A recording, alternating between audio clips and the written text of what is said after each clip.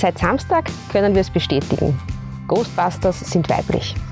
Wir haben sie gesehen an einem der bekanntesten paranormalen Orte Österreichs, dem Friedhof der Namenlosen in Alban.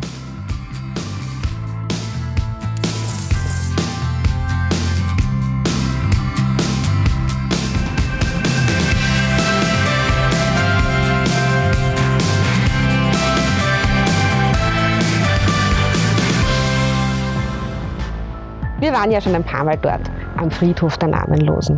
Der ist unserer Ansicht nach sehenswert, auch wenn man nicht die Fähigkeit hat, Geister zu sehen. Recherchiert man im Internet nach Friedhof der Namenlosen und Geister, findet man tatsächlich zahlreiche Beiträge. Und angeblich ist es hier besonders leicht, paranormale Phänomene zu beobachten.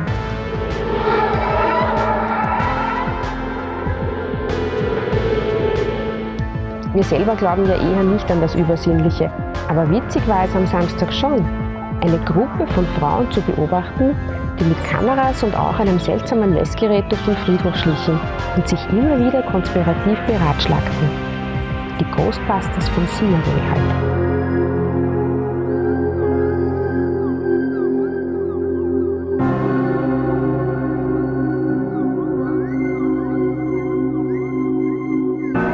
Der Friedhof der Namenlosen wurde 1840 gegründet, damals noch beinahe direkt am Ufer der Donau, wo wegen eines Wasserstrudels immer wieder Leichen angeschwemmt wurden. Zwischen 1840 und 1900 wurden dort 478 Tote begraben.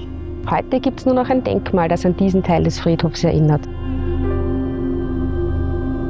Dieser erste Friedhof wurde immer wieder überschwemmt, sodass 1900 auf der anderen Seite des Hochwasserschutzdamms ein neuer errichtet wurde. 104 Leichen wurden hier beerdigt.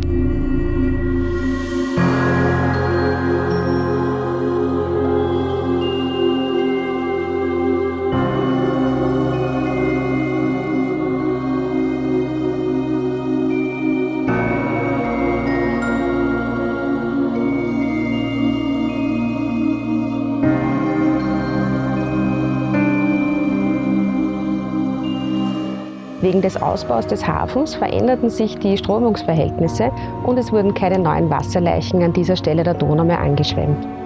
Außerdem wurde Alban in Wien eingemeindet und Wasserleichen werden seit 1940 auf dem Zentralfriedhof begraben.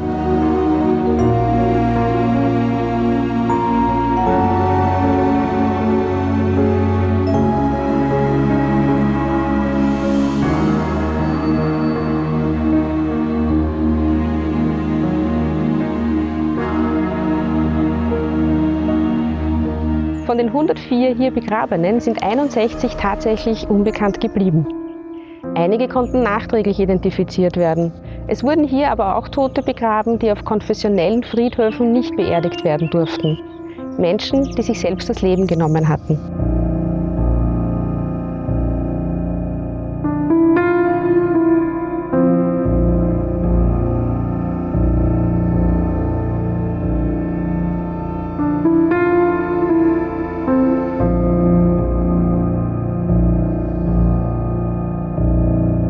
Der frühere ehrenamtliche Totengräber Josef Fuchs hat den Friedhof nach seiner Stilllegung bis zu seinem Tod 1996 betreut. Heute macht das sein Enkelsohn. Hier findet ihr einen Link zu einem Video mit einem Interview mit dem Enkel. Offiziell wird der Friedhof von der Stadt Wien als stillgelegt geführt. Die Verwaltung obliegt dem Hafen Alban.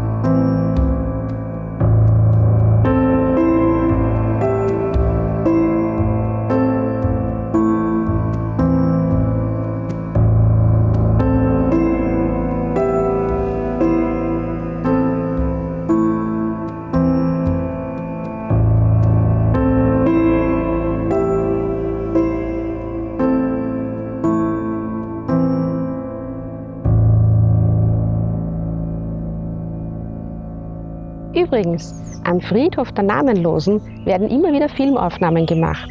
Sogar im super romantischen US-Spielfilm Before Sunrise aus dem Jahr 1995, bei dem zwei junge Leute, die sich im Zug zufällig kennengelernt haben, eine gemeinsame Nacht in Wien verbringen und sich dabei an mehreren Orten in Wien aufhalten, eben auch am Friedhof der Namenlosen.